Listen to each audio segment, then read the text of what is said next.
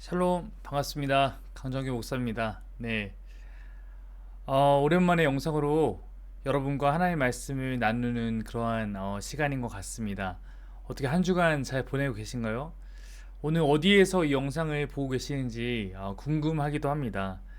저는 이제 영상을 여러분과 나누는 이 시간 기준으로 이번 주가 한 주간 휴가여서 한 주간 시간을 잘 보내고 있습니다. 이 영상은 당연히 휴가 가기 전에 미리 찍어 두었습니다. 지금 사실 제가 보통 설교 준비를 목요일 날 한다고 말씀드렸는데 목요일에서 금요일로 넘어가는 지금 현재 시간은 새벽 3시 2분입니다. 말씀 준비 마치고 주일 말씀과 이어서 오늘 이 금요 영상까지 같이 설교 준비 마치고 이렇게 이 시간에 영상을 찍고 있습니다. 제가 설교 준비할 때는 이렇게 눈을 보호하기 위해서 도스가 없지만 그 안경 블루라이트 안경을 쓰거든요. 그래서 오늘 이 영상을 그대로 이 모습으로 찍고 있습니다. 아마도 지금 여러분이 영상 보는 이 지금 금요일 저녁에는 저도 양주에 있을 것 같습니다. 네, 저도 제가 있는 자리에서 최선을 다해서 또 같이 이 영상 보면서 예배하겠습니다.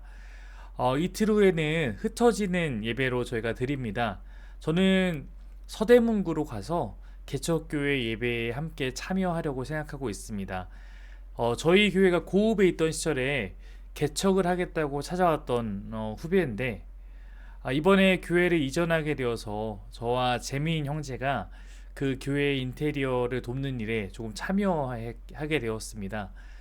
이제는 다 완성되어서 예배를 하고 있기 때문에 완성된 모습도 보고 싶고 무엇보다 그 교회에 함께 힘을 주고 싶어서 거기서 저는 예배할 예정입니다. 여러분들도 각자 정해진 곳에서 예배하기 바라고 혹시라도 저와 함께 가고 싶은 분이 있다면 말씀해 주시면 안내해 드리도록 그렇게 하겠습니다. 저희가 지난 3주의 주일 설교를 통해서 예레미야서를 6장까지 다뤘습니다. 오늘 저희 매일 성경 묵상 본문이 오늘 금요일 기준으로 14장까지니까 그에 비하면 저희는 갈 길이 멉니다. 오늘 이 특강을 통해서 저는 여러분과 예레미야 11장까지의 내용을 살펴보려고 합니다. 그리고 흩어진 예배 다음 주일에 우리 강성묵 간사님이 예레미야 12장부터 이어서 18장까지를 설교할 것입니다. 그리고 그 다음 주에는 박예진 간사님이 19장부터 25장까지 내용을 중심으로 설교를 하여서 저희의 1장부터 25장까지의 예레미야의 전반부 여정을 마무리할 그런 계획에 갖고 있습니다. 오늘 저희가 함께 보려는 내용은 가장 어떻게 보면 또 중요한 부분들을 담고 있기도 합니다. 그래서 오늘 먼저 보려고 하는 내용은 7장부터 11장까지인데 먼저 7장을 좀 보겠습니다. 7장은 예레미야의 성전 설교라고 제목이 붙은 그런 장이기도 합니다.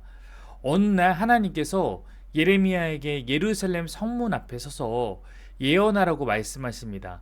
당시 남유다는 예루살렘 성전 중심에 종교 생활을 하고 있었기 때문에 많은 사람들이 예루살렘 성전에 와서 예배하려고 각 지에서 모여들곤 했습니다. 아마도 그들이 예언 선포의 대상이 되었을 것입니다. 한번 말씀을 보도록 그렇게 하겠습니다. 만군의 여호와 이스라엘 하나님께서 이와 같이 말씀하시되 너희 길과 행위를 바르게 하라. 그리하면 내가 너희로 이곳에 살게 하리라. 너희는 이것이 여호와의 성전이라 여호와의 성전이라 여호와의 성전이라 하는 거짓말을 믿지 말라. 너희가 만일 길과 행위를 참으로 바르게 하여 이웃들 사이에 정의를 행하며 이방인과 고아와 가부를 압제하지 아니하며 무죄한 자의 피를 이곳에 흘리지 아니하며 다른 신들 뒤를 따라 화를 자초하지 아니하면 내가 너희를 이곳에 살게 하리니 곧 너희 조상에게 영원 무궁토록 준 땅이니라. 이렇게 나와 있습니다. 예레미야가 선포한 메시지가 이런 것이었죠. 너희 길과 행위를 바르게 하면 약속의 땅, 즉 가나안에 살게 한다는 것입니다. 제가 지난 주일에 설교할 때 다뤘지만 약속의 땅 가나안은 말 그대로 약속의 땅입니다. 약속하면 약속을 통해서 그 땅에 하나님을 그 땅에서 누리면서 열방의 빛으로 살아가는 것이고 하나님께 불성실하고 약속대로 살지 않으면 즉 가나안 자를 돌보지 않는 등 세상의 피라미드 구조를 따라가면 그 땅에서 쫓겨나는 것입니다.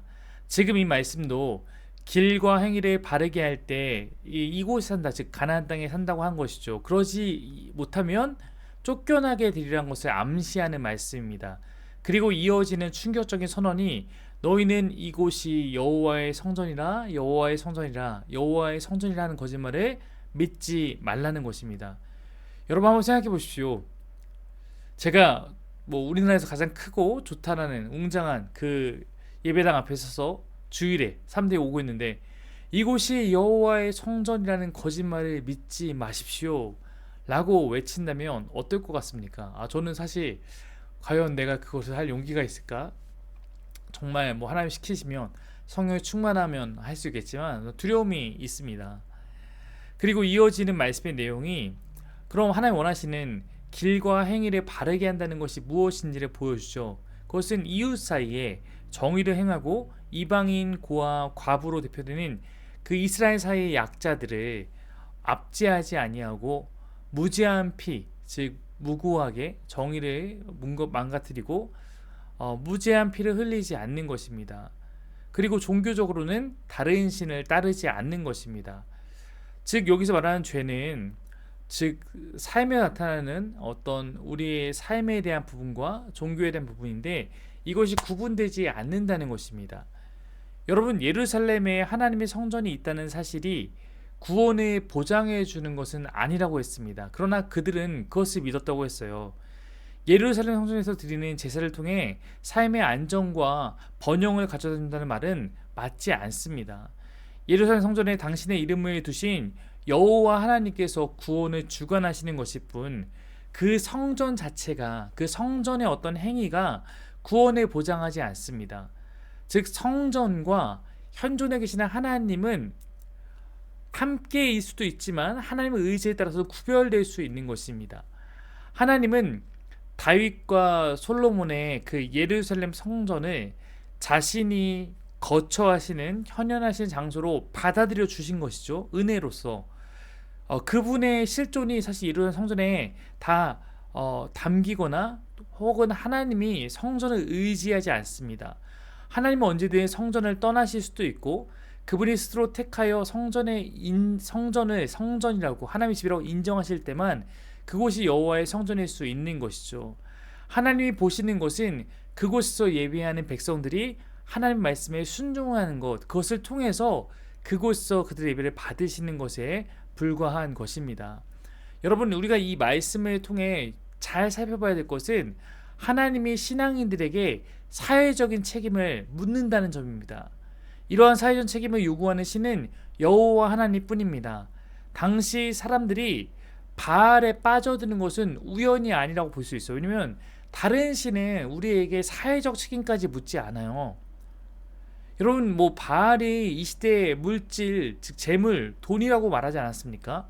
돈이 여러분에게 다른 것을 요구하지 않잖아요. 돈을 쓰는 주체인 내가 그냥 내가 다른 것도 할지 안 할지 결정하는 것입니다. 그러나 하나님은 하나님 믿고자 하는 우리에게 하나님이 스스로 주체가 되어서 요구하는 것이 있어요. 이것을 너희가 진짜 행해야지 너희가 날 믿는 것이다. 그러니까 하나님 믿는 건 피곤해요. 다른 것과 달랐다고요. 근데 바알 신은 안 그러니까 이스라엘은 바알을 의지하는 게 더 편한 것입니다. 7장 8절부터 한번 읽어보겠습니다. 보라 너희가 무익한 거짓말을 의존하는도다. 너희가 도둑질하며 살인하며 간음하며 거짓 맹세하며 바알에게 분향하며 너희가 알지 못하는 다른 신들을 따르면서 내 이름으로 일컬음을 받는 이 집에 들어와서 내 앞에 서서 말하기를 우리가 구원을 얻었나이다 하느냐. 이는 이 모든 가증한 일을 행하려 함이로다. 내 이름으로 일컬음을 받는 이 집이 너희 눈에는 도둑의 수골로 보이느냐? 보라 나 곧 내가 그것을 보았노라. 여호와의 말씀이니라. 여러분 성전 예배에 참석하는 것 자체를 신앙의 핵심으로 이해하고 있던 당시 유대인들에게 너희 길과 행위를 바르게 하라고 말씀하셨던 하나님의 경고는 들리지 않았을 것입니다. 그들은 즉 이 말씀에 보면 도둑질하고 10계명 8계명이죠. 살인하고 6계명입니다. 간음하고 7계명, 거짓 맹세하고 9계명, 우상을 섬기는 거 1계명입니다. 이런 일을 행한 자들은 원칙상 하나님의 성전에 들어갈 수 없음에도 불구하고 그들은 하나님의 집에 들어와서는 여호와 이름을 부르면서 우리는 이곳에서 예배하고 있으니까 구원받았다고 말합니다. 바로 이러한 모습이 하나님의 집을 강도의 수굴로 만들고 있는 행위라는 것입니다. 어떤 의미에서 이들은 사회에서 저지른 각종 그들의 그런 잘못들, 죄악들, 불법들을 예배로 용서받기 위해서 성전을 찾습니다. 진짜 용서받는다기보다는 어쩌면 그 용서가 될 거라고 이제 믿고, 그리고 어쩌면 그 거룩함을 느끼면서 본인의 마음이 깨끗해지는 것 같은 그 느낌을 얻고 싶었겠죠. 이들은 구약의 제사인 속죄제나 속건제를 드리면서 그것이 이제 어떠한 것에 했을 때 배상하는 건데, 자신의 악행이 이 배상을 통해서 사함 받았다고 여기면서 하나님 앞에서 우리가 이 예배를 통해서 구원받았기에 감사합니다 하고 말하고 있습니다. 성전이 자신들의 어떠한 삶의 범죄를 신학적으로 정당화해주고 깨끗하게 해준다라는 어떤 그런 논리를 가진 자들에 의해서 점령당한 것입니다. 이들은 성전을 자신들의 피 묻은, 죄로 피 묻은 손을 씻는 곳으로 악용하고 있습니다. 이들은 구원받았다고 주장하지만 하나님의 눈에 이들이 지금 하고 있는 짓은 모두 가증한 일일 뿐이었습니다. 그분께서 이들의 삶과 이들의 이 거짓된 예배에 나타난 거짓과 위선을 다 지켜보셨기 때문에 예루살렘과 유다의 멸망은 기정사실이 되고 있는 것입니다. 여러분, 오늘날 우리 기독교인들이 굉장히 아프지 않나요? 이 말씀 보면 여러분, 저에게 좀 굉장히 충격적으로 따갑게 느꼈던 영화가 밀양이라는 영화예요. 아마 여러분 아실 겁니다. 저는 한번 여러분 기회 되면 꼭 한번 진지하게 그 영화를 보고 또 토론해봐도 좋을 것 같아요. 거기서 나타나는 것은 기독교인이 너무 죄의 용서를 쉽게 생각한다는 점입니다.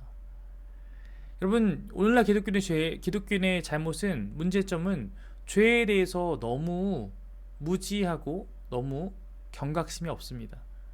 왜 그러냐면 용서가 쉽기 때문이에요. 용서가 쉬운 것이라고 생각하기 때문입니다. 용서에 대한 길이 확고하게 열려 있다고 믿기 때문입니다. 그래서 하나님이 나를 용서하기도 이전에 내가 회개 기도했으니까 한 번으로 그냥 회개도 했다는 그 모습만으로 내가 먼저 날 용서하고 끝냅니다.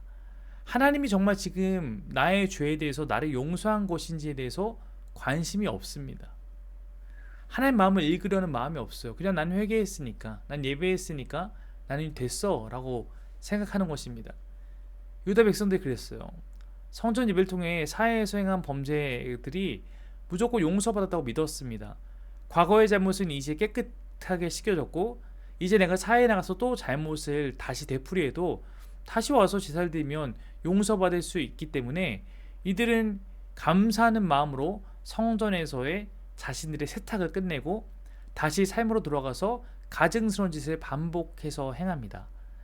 자동적으로 죄사함을 받을 수 있는 확실한 수단으로서 예배를 가진 자들에게 예배는 어쩌면 계속 죄를 범해도 된다는 악의 면허증에 불과했던 것입니다. 여러분, 우리는 간혹 너무나도 당연하게 내 예배를 하나님께서 기쁘게 받으셨다고 전제합니다. 생각해보래요. 내 예배를 자동적으로 하나님이 받으셔야 하는 것은 아닌데도 말입니다. 하나님은 여러분 우리 예배를 거절하실 수 있습니다. 그것이 성경이 말하는 것입니다. 우리가 하나님이 기뻐하시는 모습으로 제대로 예배를 드려야지 그 예배를 하나님 받으시는 것입니다. 그렇지 않으면 우리의 거짓된 예배는 하나님의 징벌을 더할 뿐입니다. 우리의 위선이 더 드러날 뿐입니다. 여러분, 우리는 우리의 예배, 우리의 삶, 우리의 회개에 대해서 좀 진지해져야 됩니다. 결국 하나님께서 이 유다를 향해서 심판을 선언하십니다. 한번 읽어보겠습니다. 그러므로 내가 실로의 행함같이 너희가 신뢰하는 바 내 이름으로 일컬음을 받은 이 집 곧 너희와 너희 조상들에게 준 이곳에서 행하겠고, 내가 너희 모든 형제 곧 에브라임 온 자손을 쫓아낸 것 같이 내 앞에서 너희를 쫓아내리라 하셨다 할지니라. 에브라임은 북이스라엘의 대표 지파입니다. 남유다의 대표 지파가 유다예요. 실로는 북이스라엘의 그런 성소가 있던 곳입니다. 예배했던 곳입니다. 하나님은 북이스라엘 멸망같이 남유다도 멸망할 것이라고 선언하신 것입니다. 그러나 예레미야가 이런 예언을 선포했을 때도 예루살렘에 있는 사람들은 들은 채도 안 했을 것입니다. 자신들은 북이스라엘과는 차원이 다르다고 생각했기 때문입니다. 실로 성소와 예루살렘 성전은 같은 레벨로 보지 않았습니다. 예루살렘 성전과 여호와를 하나로 보았던 그들의 잘못된 시각으로는 신이 스스로 자신이 거하는 성전을 파괴하지 못할 것이므로 예루살렘 성전이 있다는 것은 신이 그들에게 있다는 것이고, 예루살렘 성전을 볼 때마다 마치 하나님이 자신의 손아귀에 쥐고 있는 부적과 같은 존재인 것으로 그들이 여겼던 까닭입니다. 나는 예루살렘 성전에서 예배하니까 하나님은 나와 함께하는 거야. 지금으로 말하면 나는 어느 교회의 신자로서, 어느 교회의 직분자로서, 어느 교회에서 속해서 이렇게 있으니까 나는 하나님께 속한 자야 라고 생각하는 것과 유사할 수 있는 것입니다. 그런 유다의 착각을 향한 심판 예언은 확정적으로 선포됩니다. 그래서 이렇게 말씀하십니다. 16절인데요. 읽어보겠습니다. 그런즉 너는 이 백성을 위하여 기도하지 말라. 그들을 위하여 부르짖어 구하지 말라. 내게 간구하지 말라. 내가 내게서 듣지 아니하리라. 지금 유다의 모습은 이제는 심판이 취소될 수 있는 단계를 지나 이미 심판이 확정된 정도의 사실로 하나님은 여기시기 때문에 이제 예레미야에게 중보기도를 금지합니다. 금지를 명령합니다. 멸망의 심판이 유다의 피할 수 없는 운명으로 이제 결정되었다는 것입니다. 이제 백성을 위한 예언자의 기도도 하나님께 상달될 수 없습니다. 그리고 이어서 유다의 만연해 있는 우상숭배의 모습을 고발합니다. 성전뿐 아니라 이제는 가정에서도 빈번하게 행해지는 여러 우상숭배를 하나님이 보고 계신 것을 선포하시는 것입니다. 이스라엘은 낮에는 여호와께 예배하면서도 밤에는 예레미야 7장 18절 보면 하늘 여왕에게 집에서 예배하고 있었습니다. 근데 문제는 그들이 그것이 문제라는 것도 모른 채 아주 혼합적인 종교를 당연시 여겼다는 것입니다. 왜냐하면 유다는 몇백 년 동안 그렇게 살았기 때문입니다. 이제 이것에 대한 문제조차 없는 상황입니다. 간혹 요시야와 같은 사람들이 그것이 문제다라고 하면 종교교육을 일으켰지만 백성들은 그 종교교육에 정말 마음 다해 동참하지 못했던 것으로 볼 수 있는 것이죠. 그러니까 그들은 잠시 조금씩의 변화는 가져왔지만 제가 주일에 설교했던 것처럼 요시야가 죽은 이후에는 다시 돌아가 버렸습니다. 그리고 원래 그들이 살던 모습대로 혼합 종교 안에 살았던 것입니다. 여러분 2000년대 초반에 여러분 부자 되세요 라는 CF가 방영됩니다. 기억하실 거예요. 네. 그리고 놀랍게도 2000년대 한국 교회 여러 곳에서 서로를 축복한다고 외쳤던 것이 부자 되세요 였습니다. 그리고 당시에 유행했던 베스트셀러, 기독교 베스트셀러 책들은 야베스의 기도나 긍정의 힘 같은 것이었고, 그런 책에 주장하는 것도 바로 이런 류의 신앙입니다. 잘 되는 것, 성공하는 것, 부자 되는 것이 하나님의 축복이라는 것입니다. 그래서 서로를 축복한다고 외쳤던 것이 교회 안에서 부자 되세요 였습니다. 사실 여러분 저는 그때 신학생이었는데 그때부터 가끔 예배 때 그런 얘기를 이곳저곳 들을 때마다 마음이 너무 불편했어요. 이 부자 되세요가 제가 알고 있는 성경에서는 축복이 아닐 수도 있는데, 저주일 수도 있는데, 왜 이것이 많은 사람에게 덕담처럼, 기독교인도 세상사람처럼 그런 가치관으로 외칠까 고민이 좀 되었습니다. 이미 저는 그때부터 한국교회의 신앙은 위기였다고 생각합니다. 7장 23절 한번 읽어보겠습니다. 오직 내가 이것을 그들에게 명령하여 이르기를 너희는 내 목소리를 들으라. 그리하면 나는 너희 하나님이 되겠고 너희는 내 백성이 되리라. 너희는 내가 명령한 모든 길로 걸어가라. 그리하면 복을 받으리라 하였으나. 여러분 하나님이 정말 원하시는 것은 다른 것이 아니라 하나님께 순종하는 것입니다. 말씀에 순종하는 것입니다. 사실 성경 전체가 말하는 것은 제사보다 순종이 낫다는 것입니다. 애굽에서 해방시키면서 하나님이 이스라엘에게 주신 명령은 율법에 대한 법적 준수를 명령하기 전에 사실은 말씀에 순종하라는 것이었습니다. 너희는 내 목소리를 들으라. 그리하면 나는 너희 하나님이 되겠고 너희는 내 백성이 되리라. 이것이 하나님께서 맺으신 언약의 기초입니다. 언약은 말씀의 순종에 그 뿌리를 두고 있었습니다. 여러분, 우리가 마치 율법과 같이 우리가 교회에서 해야 한다고 가르치는 것을 하는 것이 중요한 순간들이 있습니다. 그러나 그것이 중심이 아닌 경우도 있습니다. 여러분, 저는 그런 의미에서 주일 성수, 11조, 금주와 금연으로 우리의 신앙을 평가하는 것을 조심해야 한다고 생각하는 편입니다. 물론 여러분, 반대로 신앙이 좋은 사람이 주일 성수와 11조와 금주와 금연에 힘쓰지 않는 것을 본 적이 거의 없습니다. 그러므로 그것을 무시하는 사람 가운데 신앙 좋은 사람은 여러분 본 적이 없을 것입니다.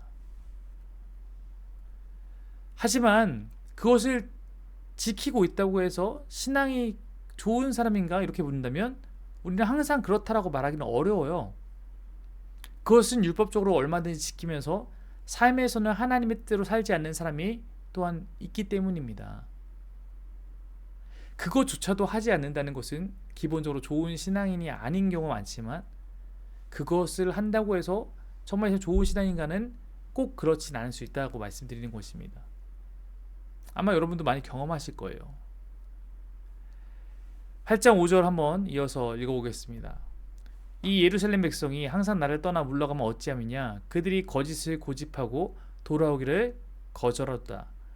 하나님은 유다 백성의 완악함과 어리석음에 대해 말씀하시는데요. 하나님 백성 이스라엘은 자신이 지금 가고 있는 길이 여호와에게서 벗어난 길임을 전혀 인식하지 못하고 있는 것입니다. 거짓에 사로잡혀 잘못된 삶을 살아가고 있으면서도 이들은 자신들이 잘못이라고 깨닫지 못하고 있어요. 오직 자신의 의지에 따라 멸망의 길에 맹목적으로 달려가는 이스라엘의 이 완악함은 오히려 하나님조차 당혹하게 만드는 정도였습니다. 10절 11절 한번 이어서 읽어보겠습니다. 그러면 내가 그들의 아내를 타인에게 주겠고 그들의 밭을 그 차지할 자들에게 주리니 그들은 가장 작은 자로부터 큰 자까지 다 욕심내며 선지자로부터 제사장까지 다 거짓을 행함이라. 그들이 딸 내 백성의 상처를 가볍게 여기면서 말하기를 평강하다 평강하다 하나 평강이 없도다. 이렇게 그들이 잘못된 길에 가고 다 거짓을 행하고 있으면서도 그들이 하는 말은 평강하다, 즉 샬롬이라는 것이 샬롬 하고 있다는 것입니다. 여러분, 샬롬은 하나님과의 바른 관계 안에서 누릴 수 있는 하나님께로부터 주어지는 것입니다. 그들은 지금 하나님을 잃어버리고 잘못된 삶을 살고 있어요. 그들은 샬롬이 없음에도 샬롬을 외치고 있을 뿐입니다. 그럼 우리가 샬롬 인사하면 샬롬이 있나요? 물론 그것을 축복하는 것은 당신이 그러한 하나님과 올바른 관계 안에서 살아가서 그 평강 가운데 있기를 원합니다 라는 축복이겠지만, 그냥 우리가 샬롬 한다고 그것이 부조처럼 우리를 평강으로 만들지는 않습니다. 그런 그들을 향해서 북쪽으로부터 심판한 자들이 오고 있다는 것을 8장은 다시 한번 보여주고 있습니다. 그리고 예레미야의 탄식이 8장 18절부터 이어집니다. 9장 1절까지 이어지는데요. 예레미야서에는 예언자의 탄식이 여러 차례 나옵니다. 우리가 뒤에서 본격적으로 예레미야의 탄식 부분을 또 이제 보게 될 텐데, 아마도 이 탄식 부분은 다음 주일에 강성목 간사님 본문에 많이 있기 때문에 자세히 다루게 될 것 같아서 저는 이 부분을 오늘 넘어가도록 그렇게 하겠습니다. 9장에서도 백성들의 죄를 계속 고발하는데요. 거짓과 악에 대한 고발입니다. 하나님을 알지 못함으로 이웃을 착취하는 것이 그들의 모습이라는 것이죠. 한번 읽겠습니다. 너희는 각기 이웃을 조심하며 어떤 형제든지 믿지 말라. 형제마다 완전히 속이며 이웃마다 다니며 비방함이라. 그들은 각기 이웃을 속이며 진실을 말하지 아니하며 그들의 혀로 거짓말하기를 가르치며 악을 행하기에 지치거늘 내가 사는 곳이 속이는 일 가운데 있도다. 그들은 속이는 일로 말미암아 나를 알기를 싫어하느니라. 여호와의 말씀이니라.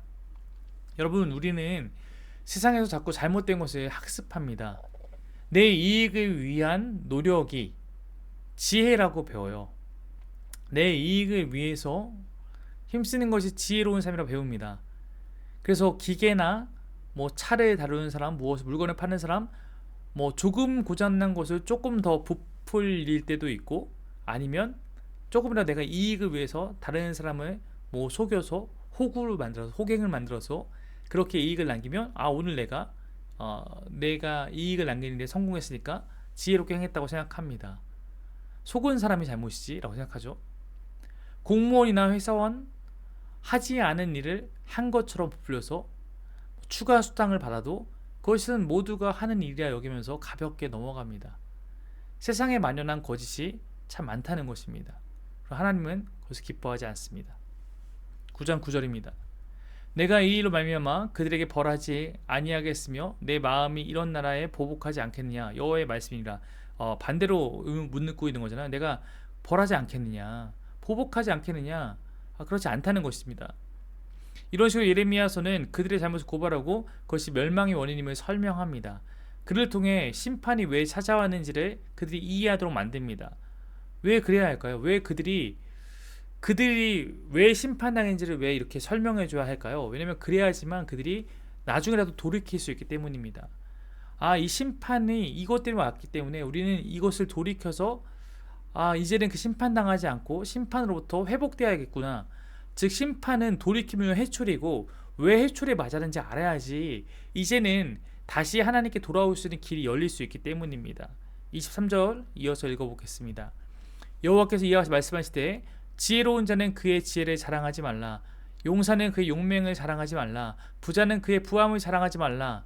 자랑하는 자는 이것을 자랑할지니 곧 명철하여 나를 아는 것과 나 여호와는 사랑과 정의와 공의를 땅에 행하는 자인 줄 깨닫는 것이라. 나는 이 일을 기뻐하노라. 여호와의 말씀이라. 현재의 문맥에서 보자면 이 단락은 이스라엘이 지금 어디에서 살 길을 차지하는지를 잘 보여주고 있습니다. 이스라엘의 위정자들은 자신의 지혜와 힘과 부에 의지합니다. 그것이 잘못된 것이죠. 그러나 그들이 진짜 해야 될 것은 하나님을 아는 것입니다. 하나님을 알고 그분의 사랑과 정의와 공의를 따라서 살아야 합니다. 사람이 진정 자랑해야 되는 것은 내가 갖고 있는 지혜, 내가 갖고 있는 힘, 내가 갖고 있는 부가 아니라 하나님을 내가 진짜 아는 지식, 그것이 내가 유일하게 자랑할 것이라고 성경 말하고 있습니다. 여러분 구약에서 하나님을 안다는 것은 인식론적 행위에 속하지 않습니다. 하나님을 안다는 것은 고백적 성격을 갖는 지식이에요. 그래서 그분의 주권과 통치를 인정하고 따르는 결단적 행위입니다. 내가 하나님을 안다는 것은 하나님을 따른다는 거예요. 삶으로 따라가겠다는 것입니다. 여호와께서 누구이신지를 아는 자는 역사와 삶 속에 계시된 그분의 활동을 깨닫고 그분이 원하는 길을 따라가는 것입니다. 여러분 이어지는 10장은 우상 숭배에 대한 고발입니다. 이스라엘은 너무 많은 우상을 숭배했지만 아까 그것을 너무나 자연스럽게 여기면서 여호와를 섬겼습니다. 이스라엘에게 있어서 여호와는 여러 신들 가운데 하나였습니다. 그러면 10장은 우상 숭배의 잘못을 깨닫게 하고 그것과 비교하여 여호와를 찬양하는 형태로 기록됩니다. 그리고 10장 후반부는 심판의 선고가 다시 나타납니다. 이 단락은 적에게 포위된 예루살렘에게 주는 예언적 말씀으로 아마도 이 말씀의 배경은 주전 597년에 처음으로 포로로 끌려간 사건 혹은 587년 멸망 전에 2차 포로가 되는 배경에 대한 것으로 읽을 수 있습니다. 읽어보겠습니다. 에워싸인 가운데 앉은 자여 내 짐꾸러미를 이 땅에서 꾸리라. 여호와께서 이와 같이 말씀하시되 보라 내가 이 땅에 사는 자를 이번엔 내던질 것이라. 그들을 괴롭게 하여 깨닫게 하리라 하셨느니라. 지금 포위됐어요. 그렇죠? 포위된 예루살렘은 이제 멸망은 피할 수 없는 운명입니다. 여기서 구원받을 가능성은 없기 때문에 주민들은 점령군에 의한 포로 생활에 대비해서 얼른 짐을 싸야 합니다. 여호와의 극적인 간섭을 기대한다면 그것은 헛된 소망에 불과합니다. 왜냐하면 바로 여호와께서 이들을 멸망시키고 포로로 유배해 보내기로 결정하셨기 때문입니다. 예루살렘과 다윗 왕조의 보호자요 구원자였던 하나님께서 이들의 적이 되어 예루살렘과 유다의 주민들을 멀리 이방 땅으로 보내시는 것입니다. 유일하게 지금 이들에게 남아있는 해야 될 일은 성이 함락되어 황망 중에 사로잡혀 빈손으로 먼 길에 끌려가지 않도록 필요한 물품을 미리 싸놓고 그때를 준비하는 것뿐입니다. 마지막으로 11장은 뒤이어 나오는 13장까지 연결되는 단락의 첫 부분입니다. 이 11장에 강조되는 것은 언약입니다. 유다가 언약을 지키지 않았다고 고발하는 것입니다. 특별히 11장 1절부터 14절까지는 유다가 어떻게 이 구원받을 가능성을 상실했는지를 잘 보여주고 있습니다. 하나님이 유다의 언약 파괴를 고발하며 심판을 선포하십니다. 신명기의 율법에 따라 언약을 파기한 유다와 예루살렘은 하나님의 저주를 받는 것입니다. 성경의 기준에서 유다와 예루살렘 멸망은 언약 파기로 인한 필연적 결과입니다. 주정 587년의 그런 멸망은 출애굽 이후 이스라엘 조상들에게 주어진, 그리고 그 이후 거듭 예언자를 통해 선포된 하나님의 법을 위반한 유다를 심판하는 하나님의 사건이었습니다. 1차, 2차, 3차에서 3차가 587년, 586년에 완전히 멸망당한 것으로 나오는데 그것이 하나님의 언약 파기에 대한 심판이었다는 것이죠. 이 말씀에서 보듯이 깨닫게 하는 하나님의 심판입니다. 다른 의미에서 심판을 경험하고 그 파국적 영향 아래 살아가고 있는 자들이 이 예언을 다시 보게 되었을 때는, 이 예언은 기록된 것이기 때문에 어떻게 현재의 재난을 극복할 수 있는지 보여주는 훈계의 말씀이기도 합니다. 그리고 오늘날 우리에게도 그렇습니다. 남유다는 우리의 반면교사이기 때문입니다. 유다는 언약 백성이었고 오늘날 그리스도는 동일하게 언약 백성이라는 점에서 우리와 그들의 지위는 같습니다. 언약적 삶을 살아야 되는 것이죠. 그들은 그 위치에서 그들의 불순종이 저주를 불러왔기 때문에 이스라엘이 다시 한번 하나님의 법을 준수한다면 그들에게 미래의 가능성이 열릴 수 있는 것이고, 우리는 언약에 실패하기 전에 깨닫고 그 일을 행해야 하는 위치에 있는 것입니다. 11장 10절부터 한번 읽어볼까요? 그들이 내 말을 듣기를 거절한 자기들의 선조의 죄악으로 돌아가서 다른 신들 따라 섬겼은즉 이스라엘 집과 유다 집이 내가 그들의 조상들과 맺은 언약을 깨뜨렸도다. 그러므로 여호와가 이와 같이 말하노라. 보라, 내가 재앙을 그들에게 내리리니 그들이 피할 수 없을 것이라. 그들이 내게 부르짖을지라도 내가 듣지 아니할 것인즉 유다 성읍들과 예루살렘 주민이 그 분향하는 신들 가서 부르짖을지라도 그 신들이 그 고난 가운데에서 절대로 그들을 구원하지 못하리라. 언약에 대한 불순종이 일어난 하나님의 심판이기 때문에 그들의 삶의 태도와 기준을 바꾸지 않는 이상은 이것이 해결되지 않는다는 것입니다. 제사와 제물로도 안 된다는 것을 이 뒤에 보여주고 있습니다. 예배 행위로 안 됩니다. 하나님이 그들에게 진짜 원하시는 것은 전심을 다한 하나님을 따르겠다는 마음, 순종입니다. 지금 그들이 계속해서 놓치고 다른 것을 찾고 있기 때문에 그들은 계속 회복되지 못하고 심판 가운데 나아가고 있는 것입니다. 11절 16절 한번 읽어보겠습니다. 여호와께서 그의 이름을 일컬어 좋은 열매는 아름다운 푸른 감람나무라 하였었으나 큰 소동 중에 그 위에 불을 피웠고 그 가지는 꺾였도다. 과거를 비교하는 거잖아요. 푸른 감람나무라 하였었으나, 지금은 아니란 거죠. 과거에 이스라엘은 좋은 열매는 아름다운 푸른 감람나무였습니다. 그러나 이스라엘은 좋았던 과거에 그 제의적 경건에 살핀 좋았던 과거가 현재 그 잘못된 제사 중심의, 성전 중심의 다윗 언약에 기대어 살아가지만 잘못된 삶을 살고 있는 그들의 그런 잘못을 탕감해주는 면죄부가 되지 못합니다. 즉 그들이 과거에 잘했다고 지금 현재 잘못이 용서받지 못한다는 거예요. 한때 하나님과 맺었던 특별한 관계, 언약이 이스라엘의 지금 현재 잘못을 무조건적으로 지켜주지 않는다는 것입니다. 그럼 여러분, 이 말씀을 오늘 듣고 있는 여러분, 혹시 여러분의 현재는 어떻습니까? 혹시 우리도 과거에 내가 이랬는데 라는 과거의 열심에 여전히 기대어서 현재의 부족함을 회피하려고 하고 있지는 않습니까? 현재 이스라엘은 열매를 맺지 못한 나무가 되었기 때문에 그들의 운명은 불에 던져질 뿐입니다. 반면 여러분, 성경에서 풍성한 나무, 좋은 나무의 모습을 상징하는 그런 삶이 있습니다. 우리 잠깐 시편으로 가서 마무리해 볼까요? 읽어보겠습니다. 시작. 복 있는 사람은 악인들의 길을 따르지 아니하며 죄인들의 길에 서지 아니하며 오만한 자들의 자리에 앉지 아니하고 오직 여호와의 율법을 즐거워하여 그의 율법을 주야로 묵상하는도다. 그는 시냇가에 심은 나무가 철을 따라 열매를 맺으며 그 잎사귀 마르지 아니한 같으니 그가 하는 모든 일이 다 형통하리로다. 오직 여호와의 율법을 즐거워하며 그 말씀을 주야로 묵상하는 자, 말씀 가운데 말씀을 따르기 위해 순종하며 살아가는 자, 말씀을 마음에 두고 사는 자, 그가 바로 풍성한 나무와 같습니다. 저는 오늘 우리가 무엇을 따라야 할지, 무엇을 피해야 할지 이 말씀을 통해서 깨닫고 이 말씀을 중심에 두고 살아갈 수 있기를 원합니다. 오늘도 예레미야서가 보여준 여러 고발들이 우리를 조금 아프게 할 수도 있습니다. 아마 오늘 이 말씀을 통해서 나의 삶, 나의 신앙을 점검하고 돌아보시는 분이라면 저는 소중하고 귀한 분이라고 생각합니다.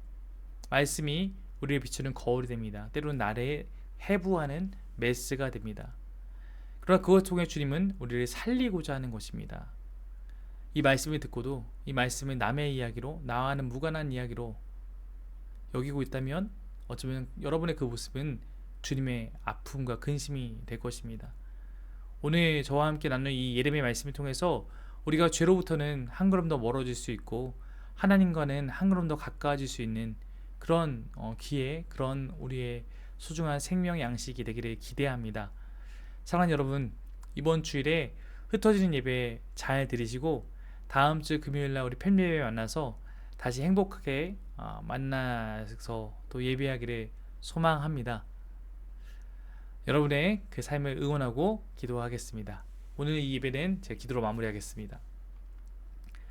하나님, 이번 주간 목회자의 또 휴가 주간, 또 우리가 흩어지는 예배를 앞둔 이 주간, 우리가 예배당에 모이지 않고 각자의 자리에서 예배하고 있습니다. 주님, 우리가 예레미야 7장부터 11장의 모습을 통해서 우리가 다시 한번 하나님 우리가 무엇을 원하시는지를 배웁니다. 말씀을 통해서 길을 찾고 그 길을 믿음으로 순종함으로 걸어갈 수 있는 우리의 모습 될 수 있도록 인도하여 주옵소서. 오늘 말씀 붙들고 주께 더욱더 나은 삶으로 나아가기 위해서 결단한 자들의 그 결단을 성령 하나님 지켜주옵시고 이 말씀이 우리 삶에 생각나게 하여 주옵시고 그래서 말씀대로 나아갈 수 있는 저와 우리 모든 성도 될 수 있도록 인도하여 주옵소서. 감사드리며 예수 이름으로 간절히 기도드립니다. 아멘. 감사합니다. 마치겠습니다. 네, 사랑하고 축복합니다. 네, 예레미야 성경 특강 끝입니다. 네, 곧 얼굴 보고 만나 뵙겠습니다.